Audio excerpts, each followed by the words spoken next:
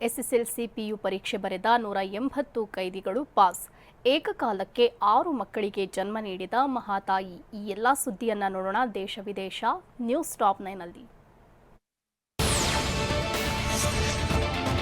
ಮತದಾನ ನಡೆದ ಮರುದಿನವೇ ಮೊರಾದಾಬಾದ್ನ ಬಿಜೆಪಿ ಅಭ್ಯರ್ಥಿ ಸರ್ವೇಶ್ ಸಿಂಗ್ ನಿಧನರಾಗಿದ್ದಾರೆ. ಮೊರಾದಾಬಾದ್ನಲ್ಲಿ ನಿನ್ನೆಯಷ್ಟೇ ಮತದಾನ ನಡೆದಿತ್ತು. ಸರ್ವೇಶ್ ಸಿಂಗ್ ಕೂಡ ಮತ ಚಲಾಯಿಸಿದ್ದು ಅವರಿಗೆ ಹಲ್ಲುಗಳಲ್ಲಿ ಸ್ವಲ್ಪ ಸಮಸ್ಯೆ ಇತ್ತು.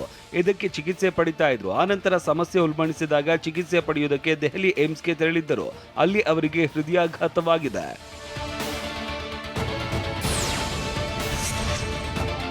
ಅರವಿಂದ್ ಕೇಜ್ರಿವಾಲ್ ಇನ್ಸುಲಿನ್ ಕುರಿತ ವರದಿಯನ್ನ ತಿಹಾರ ಜೈಲಿನ ಅಧಿಕಾರಿಗಳು ದೆಹಲಿ ಲೆಫ್ಟಿನೆಂಟ್ ಗವರ್ನರ್ಗೆ ತಲುಪಿಸಿದ್ದಾರೆ.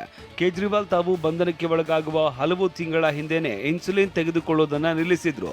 ಮಧುಮೇಹಕ್ಕೆ ಸಾಮಾನ್ಯವಾದ ಔಷಧಿಯನ್ನೇ ತೆಗೆದುಕೊಳ್ತಾ ಇದ್ದಾರೆ ಅಂತ ಜೈಲು ಅಧಿಕಾರಿಗಳು ಲೆಫ್ಟಿನೆಂಟ್ ಗವರ್ನರ್ ವಿಕೆ ಸಕ್ಸೇನಾಗೆ ತಿಳಿಸಿದ್ದಾರೆ.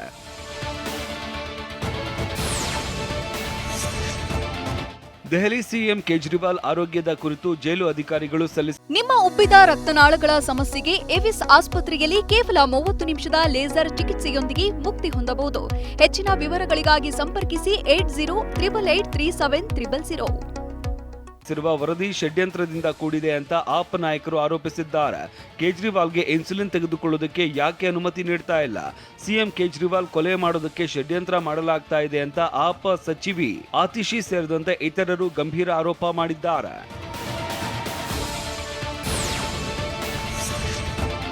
ಪ್ರಧಾನಿ ಮೋದಿ ದೇಶದಲ್ಲಿ ಭ್ರಷ್ಟಾಚಾರದ ಶಾಲೆ ನಡೆಸ್ತಾ ಇದ್ದಾರೆ ಅಂತ ರಾಹುಲ್ ಗಾಂಧಿ ಆರೋಪಿಸಿದ್ದಾರೆ. ಮೋದಿ ಸಂಪೂರ್ಣ ಭ್ರಷ್ಟಾಚಾರ ವಿಜ್ಞಾನ ವಿಷಯದ ಎಲ್ಲ ಅಧ್ಯಾಯಗಳನ್ನ ಬೋಧಿಸ್ತಾ ಇದ್ದಾರೆ ಅಂತ ರಾಹುಲ್ ಲೇವಡಿ ಮಾಡಿದ್ದಾರೆ.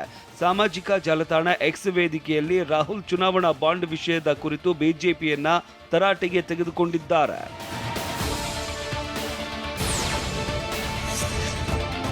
ಬಿಜೆಪಿಗೆ ಅನುಕೂಲ ಮಾಡಿಕೊಡಲೆಂದೇ ದೇಶದಲ್ಲಿ 7 ಹಂತದ ಚುನಾವಣೆ ನಡೆಸಲಾಗ್ತಾ ಇದೆ ಅಂತ ಪಶ್ಚಿಮ ಬಂಗಾಳ ಸಿಎಂ ಮಮತಾ ಬ್ಯಾನರ್ಜಿ ಆರೋಪಿಸಿದ್ದಾರೆ. ದೇಶದ ಸಂಪನ್ಮೂಲಗಳನ್ನು ಬಳಸಿಕೊಂಡು ಪ್ರಧಾನಿ ಮೋದಿ ಮತ್ತು ಅವರ ಸಂಪುಟ ಸದಸ್ಯರು ವ್ಯಾಪಕವಾಗಿ ಚುನಾವಣಾ ಪ್ರಚಾರ ನಡೆಸೋದಕ್ಕೆ ಅನುಕೂಲ ಮಾಡಿಕೊಡುವ ಉದ್ದೇಶದಿಂದಲೇ ಚುನಾವಣಾ ಆಯೋಗ 7 ಹಂತದ ಮತದಾನವನ್ನ ರೂಪಿಸಿದೆ ಅಂತ ಮಮತಾ ಬ್ಯಾನರ್ಜಿ ಆರೋಪಿಸಿದ್ದಾರೆ.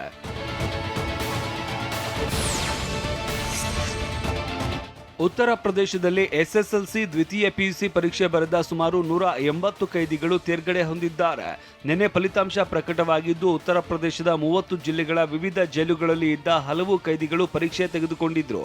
10ನೇ ತರಗತಿ ಬೋರ್ಡ್ ಪರೀಕ್ಷೆಗೆ ಹಾಜರಾದ 91 ಕೈದಿಗಳಲ್ಲಿ 89 ಮಂದಿ ಪಾಸ್ ಆಗಿದ್ರೆ 12ನೇ ತರಗತಿ ಬರೆದ 105 ಕೈದಿಗಳ ಪೈಕಿ 87 ಮಂದಿ ತೇರ್ಗಡೆ ಹೊಂದಿದ್ದಾರೆ.